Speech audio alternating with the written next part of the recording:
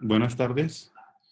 Como tema, a continuación vamos a explicar el tema de vigas isostáticas o vigas estáticamente determinadas, que es lo que vamos a empezar nosotros a ver en lo subsecuente. Cuando nosotros hablamos sobre el diseño de un material, entendemos que el material tiene que tener diferentes capacidades. ¿Qué quiere decir? Por ejemplo, para que usted lo entienda, por ejemplo, una persona puede ser bueno para la velocidad, puede ser bueno para la resistencia, puede ser bueno en la fuerza, puede ser bueno para en la resistencia, en varias cosas puede usted ser bueno. Pero no quiere decir que lo sea, que aguante lo mismo en todas las condiciones. Inclusive en la realidad, si usted tiene, por ejemplo, mucha velocidad, pues la resistencia tiende a disminuir en una persona que hace velocidad por el tipo de físico que éste adquiere y viceversa. Entonces así pasa con los materiales. Los materiales están expuestos a diferentes fuerzas que lo pueden llevar a cabo a la falla. Una de ellas puede ser las cargas axiales, otra puede ser las cargas de flexión, otras pueden ser los esfuerzos cortantes, esfuerzos torsionantes, esfuerzos compuestos como la flexocompresión, que todos, que todos ellos van a llevar al material a un estado posible de falla. Entonces, todos esos esfuerzos debe de soportarlos el material si es que van a ser expuestos a lo que estamos, a lo que estamos evaluando el material. Entonces, cuando yo diseño un material, pues lo que me tiene que tocar ver es que en el material voy a tener yo que revisar si este material es, a qué fuerzas va a estar actuando constantemente. Cuando hablamos nosotros de flexión, vamos a hablar de lo siguiente.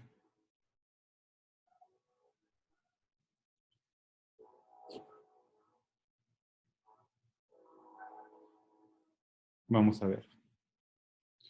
Para mí, la flexión es este siguiente proceso. Vamos a suponer que yo tuviera aquí una viga con este libro que tenemos nosotros en esta zona. Si lo pueden ver, este libro que tengo yo aquí tiene una ligera curvatura hacia abajo. ¿Por qué? Por la carga, por el peso propio mismo del libro que está actuando sobre él. De tal manera que lo está curveando, le está generando una flexión a la estructura. Cuando eso pasa en los elementos, a esto se le conoce como flexión. Por ejemplo, una losa, la losa de su casa, pues tiene flexión porque no está apoyado en todos sus puntos. Una viga tiene flexión. Una mesa tiene flexión. Una silla tiene flexión. Casi la mayoría de los elementos que están horizontales tienen flexión en su trabajo. Entonces, imaginemos nosotros, este libro que está aquí tiene una curvatura que se generó por el mismo peso propio del material. Ahora, eso pasa si yo tengo mis dedos alejados. Si yo cambio mis dedos,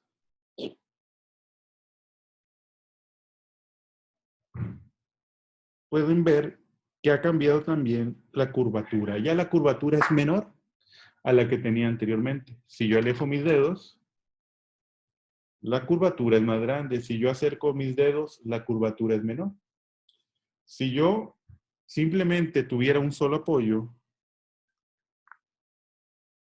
esta sería la curvatura que tomaría la estructura. Antes de que expliquemos qué son esas curvaturas o qué explicación tienen, pues lo que me interesa es que ustedes entiendan primero que esto es el proceso de flexión. Esto que le sucede al material, esta curvatura que se genera, que aquí la estoy exagerando, hace que el material exista en él fuerzas de compresión y tensión. Cuando tengo precisamente una curvatura de este tipo, cóncava hacia arriba, o sea que la curvatura va hacia arriba, que la curva va hacia arriba, a esto nosotros le llamamos estructura, le llamamos momento positivo. ¿Por qué? ¿Qué pasa cuando la curvatura de un elemento, de una estructura se da así? Tengo que en la parte superior del elemento voy a tener fuerzas de compresión y en la parte inferior fuerzas de tensión. Cabe aclarar, cuando yo tenga flexión voy a tener compresión y tensión al mismo tiempo. ¿Qué es la compresión? Cuando nosotros comprimimos algo es como cuando nosotros lo cargamos, ¿no? Le generamos una fuerza al elemento. Entonces, ¿qué pasa en la flexión?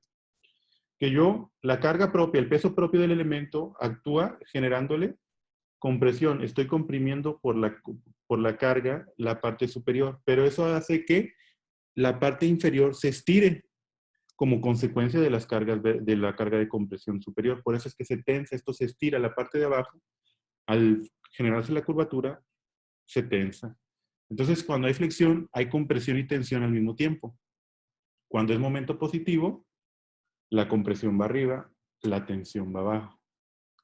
Cuando el momento es negativo, que también ocurre, se generaría una curvatura de este tipo. Este tipo sería la curvatura, sería cóncava hacia abajo.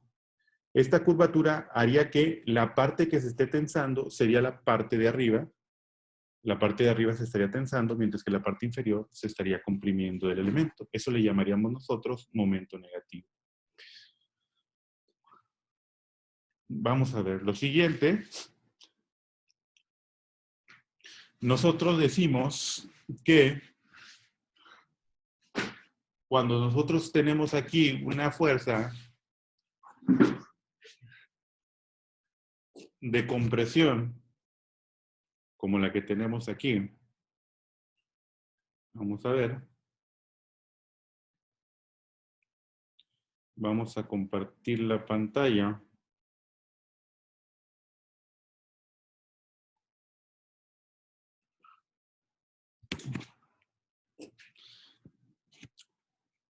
Vamos a ver. Yo voy a tener, ya los tipos de apoyo pues los vi en el diagrama anterior. Vamos a ver. Lo que vamos a ver nosotros en lo siguiente van a ser las siguientes cosas. Yo tengo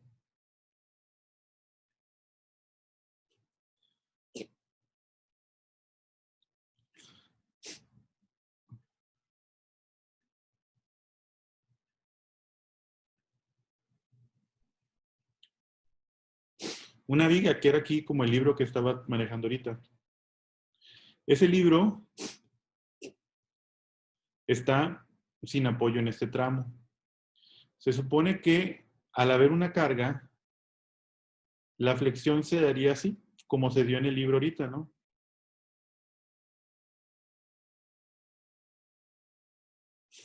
La curvatura sería más o menos así.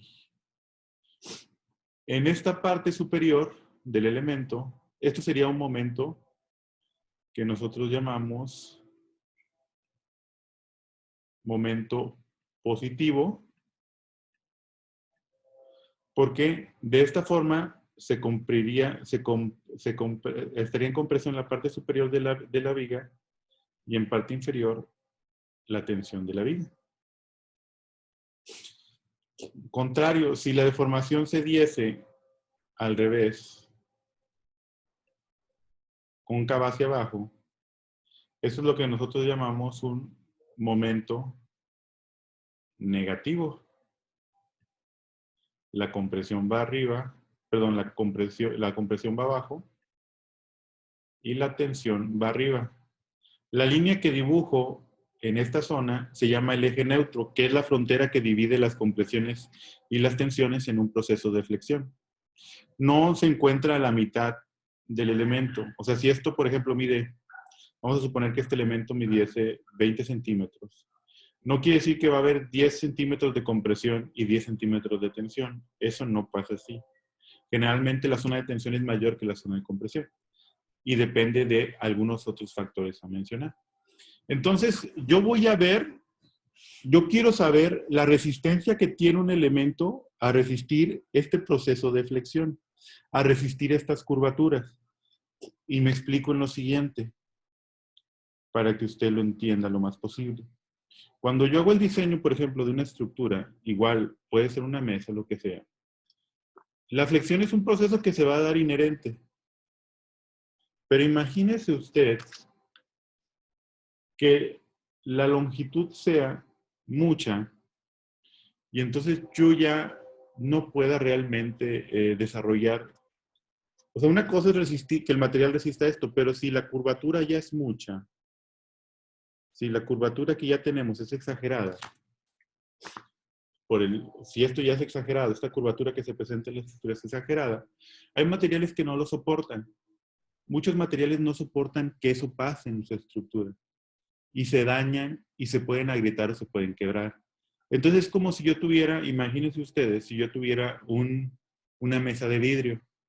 Tengo una mesa de vidrio y se curvea por el peso propio, le puse una carga grande y mis apoyos están alejados. Mis apoyos están en las orillas y le pasa esto al vidrio, se rompe. Entonces, no puedo diseñar una estructura sin pensar hasta dónde, qué fuerzas van a actuar sobre esa estructura para evitar que se dañe y que lo pueda yo diseñar de manera adecuada. Ahora, vamos a ver, quiero también ser enfático en esto. Vamos a ver, en lo que vamos a ver nosotros es un diagnóstico de las fuerzas que van a actuar sobre la estructura. No quiere decir que ya vamos a poder decidir si un material es adecuado o no. Porque aquí es como cuando vas con el doctor y te saca una radiografía. La radiografía le permite al doctor ver lo que tienes y luego ya, pues el siguiente paso es decidir un medicamento, decidir una forma de actuar sobre esa problemática que tengas tú. Igual aquí, lo que nos vamos a concentrar nosotros es a diagnosticar las fuerzas que van a actuar sobre el elemento. Vamos a sacar las fuerzas que actúan y ya en una clase posterior o en una aplicación posterior, yo esas fuerzas las puedo aplicar para diseñar una mesa, para diseñar mismo con una estructura de concreto reforzado, como lo hacemos nosotros los ingenieros civiles. Entonces ya le puedo dar otra aplicación, pero la primera parte, lo que vamos a ver nosotros, no me lleva a tal punto. Solo voy a saber qué fuerzas actúan sobre este elemento. Entonces también cabe hacer otra aclaración. Por ejemplo, yo sé que a lo mejor no es su carrera, pero muchos de ustedes están lógicos en su carrera, ¿no? De que yo tengo, por ejemplo, en la realidad,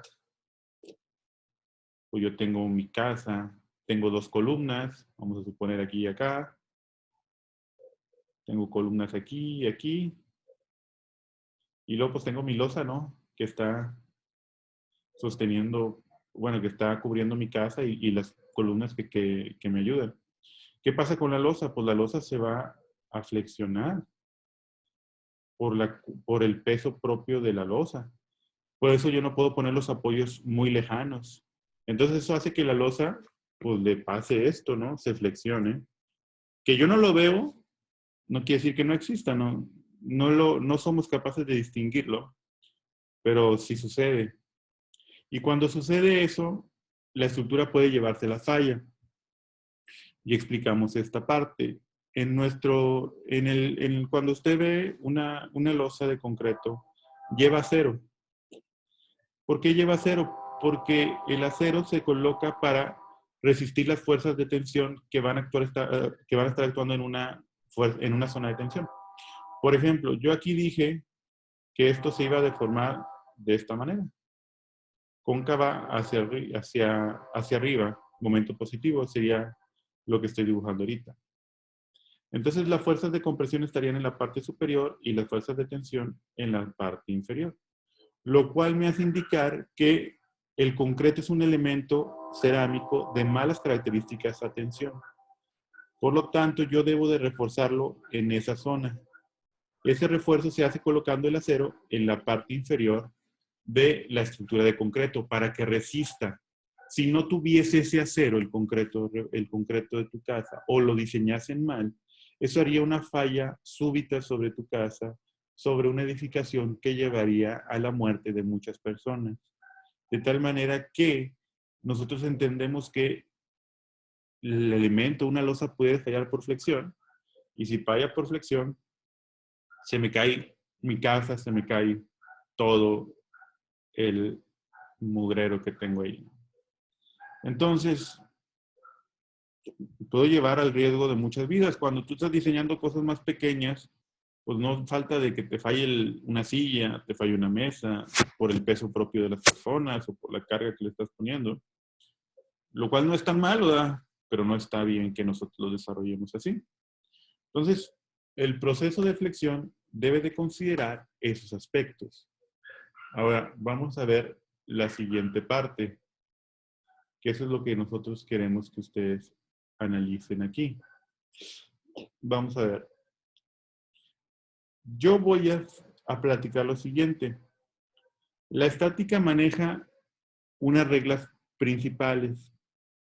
Dice que para que un elemento sea estático, la sumatoria de fuerzas en X, la sumatoria de fuerzas en Y y la sumatoria de momentos debe de ser igual a 0. Si ustedes lo recordarán, esas son las reglas de la estática. Sumatoria de fuerzas en Y igual a 0. Sumatoria de fuerzas en X igual a 0. Y sumatoria de momentos igual a 0. Para que un elemento esté estático, quiere decir que no se debe desplazar. Algo que esté estático no se desplaza en X, perdón, esto sería en Y, no se desplaza en X y no se gira. Entonces yo cuando tengo aquí, por ejemplo, mi apoyo, digo, bueno, pues el apoyo no se debe de desplazar en X, no se debe desplazar en Y no se debe de girar. Eso es la condición de la estática. Cuando algo está estático no se desplaza ni se gira. Eso es lo que dice la estática. Como yo quiero que mi elemento sea estático ante cargas que van a actuar sobre él, voy a tomar esas tres ecuaciones como la base que va a designar mi trabajo. Y aquí vamos a hablar de dos cosas que van a ser relevantes. Uno que se llaman las vigas estáticamente determinadas y otra cosa que se llaman las vigas estáticamente indeterminadas. Las vigas estáticamente determinadas también se llaman vigas isoestáticas y las vigas estáticamente indeterminadas se llaman vigas isoestáticas. Grábense muy bien lo que vamos a decir ahorita porque es muy relevante. Las vigas isostáticas o vigas estáticamente determinadas, que es lo mismo, se pueden diseñar bajo las premisas de sumatoria de fuerzas en X igual a 0, sumatoria de fuerzas en Y igual a 0 y sumatoria de momentos igual a 0. Las vigas hiperestáticas o estáticamente indeterminadas son aquellas que no se pueden resolver con esas tres premisas, con esas tres ecuaciones que acabo de comentar. Entonces, eso es lo que tengo que tener muy claro. ¿Hasta dónde me lleva la estática básica que yo voy a desarrollar? ¿Qué me interesa decirles? Bueno, voy a hacer el siguiente ejemplo para tratar de simplificar esto.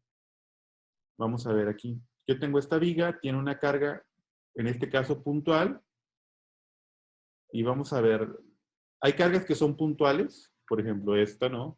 Si yo le pongo este dedo aquí, pues le estoy generando una carga puntual, que está distribuida en una zona muy pequeña. Una carga puntual es aquella que se distribuye en una parte muy pequeña de un lugar, ¿no? Pero que tiene relevancia o tiene importancia.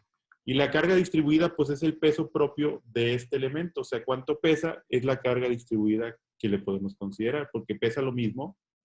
En cada uno de los centímetros que tiene este libro, pues pesa lo mismo porque tiene la misma cantidad de hojas, las hojas pesan lo mismo y me generan cierto comportamiento.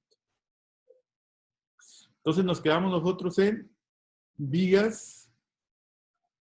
Vamos a desarrollar esta primera parte de vigas isostáticas o vigas hiperestáticas. Yo sé que esta es una articulación y este es un rodillo. Por lo tanto, yo dije que este tiene una reacción que sería RAY, una reacción vertical y una reacción horizontal que sería RAX.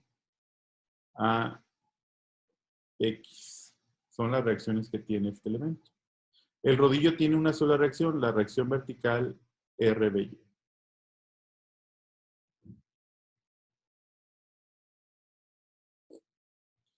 De tal manera que yo cuando quiera resolver este problema, lo primero que tengo que hacer es encontrar la magnitud de las tres reacciones que son incógnitas para mí. Yo sé que esos apoyos tienen esas reacciones y entonces yo las tengo que encontrar. Tengo tres incógnitas ahí. Tres incógnitas son las que tengo que resolver. Tres incógnitas son las que quiero resolver para diseñar ese problema. Y luego me pregunto, ¿cuántas ecuaciones tengo para resolver estas? Tengo tres, que son tengo tres ecuaciones de la estática,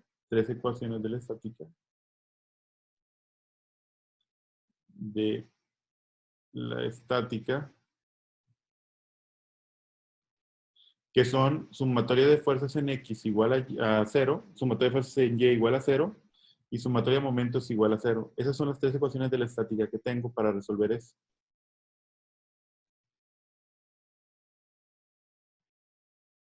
Cuando mis incógnitas no superan el número de ecuaciones de la estática que tengo para resolverlo, quiere decir que es una viga isostática o estáticamente determinada y que la podemos resolver mediante los métodos que vamos a utilizar o que les voy a enseñar. Si excediera las tres incógnitas, sería un problema que ya no sería parte de la isostática o la estática determinada, sino sería parte de la hiperestática. Esa hiperestática, hay métodos para resolver ese tipo de problemas, pero no lo vamos a ver nosotros aquí. ¿Cuándo podría cambiar esto? Vamos a ver. Déjenme borro aquí. Vamos a cambiar la condición para que usted entienda. Vamos a suponer que la viga, vamos a suponer que es una viga continuada y que tiene, en vez de tener dos apoyos, tiene tres. ¿Y sabes qué? Pues le voy a poner una articulación más.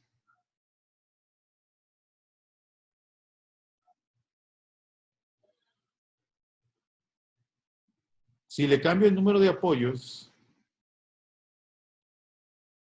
las incógnitas van a cambiar. Una articulación tiene dos. La reacción que sería en este caso la vertical, que sería ARAY. La reacción horizontal, que sería RAX. Este sería, pues este le llamaría apoyo B. Tendría también su reacción vertical y su reacción horizontal, que serían RAY y RBX. Y tendría el rodillo que tendría una reacción. Entonces, al sumarle un apoyo, y a ver, que lo entiendan, o sea, estoy considerando que fuera una viga continua, o sea, que todo es una simple viga, todo lo que está desde aquí, todo esto es una viga continua. Ya sé que no la dibujo perfecto, como debería de ser, pero vamos a suponer que es una viga continua.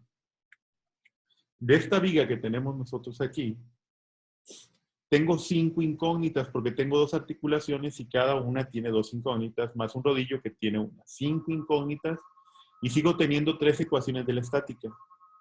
No se puede resolver mediante la estática determinada o lo que nosotros vamos a ver. Esto ya es un problema de hiperestática. Los problemas de hiperestática son muy comunes en una estructura, por ejemplo, de diseño de un edificio, de una casa, porque tengo muchos apoyos, que en este caso los apoyos en una casa serían las columnas. Entonces tengo varias columnas, pues los apoyos tienden a incrementarse y tiene que haber pues, más incógnitas. Y por eso no es muy usual diseñar estructuras estáticamente determinadas o las que vamos a ver nosotros. Generalmente son los casos más pequeños. Entonces, eso es una parte en donde no podría yo tener una viga estáticamente determinada. Por ejemplo, otro ejemplo, vamos a ver, vamos a poner aquí una viga.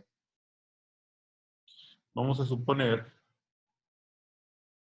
que la viga estuviera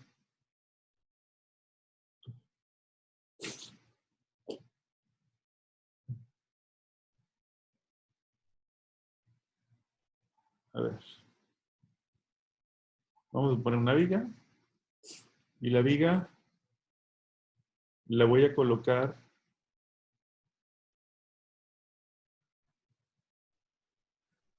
apoyos de empotramiento sobre la viga. Los empotramientos tienen tres reacciones. Tienen reacción, si este es el apoyo A y este es el apoyo B, tienen reacción vertical que sería R a Y, tienen reacción horizontal que sería R a X y tienen un momento que generan dichas estructuras. Del otro lado también tendría lo mismo, tendría una reacción RBX, que sería la horizontal, una RBY, que sería la vertical, y un momento generado de la estructura, que sería el momento en B. Tendría 6 incógnitas, 3 por cada apoyo. Tendría 6 incógnitas y tendría 3 ecuaciones de la estática para resolver. Esa es una viga hiperestática, otra vez. Entonces, los problemas que nosotros vamos a ver, pues no pueden ser muy complicados en ello. No voy a tener más que apoyos de articulación rodillo, porque la articulación tiene 2 y el rodillo tiene 1, y así suman 3 incógnitas para 3 ecuaciones de la estática. O rodillo-rodillo. Tener en vez de articulación, pues tener aquí un rodillo. Entonces, pues tendría yo un rodillo y otro rodillo, pues 2 ecuaciones de la estática. Eso es lo único que podría yo resolver mediante las ecuaciones de la estática. ¿Cómo lo vamos a resolver? Entonces, de esos problemas de 2 apoyos con un claro, no me voy a mover porque la estática determinada pues me confina a eso.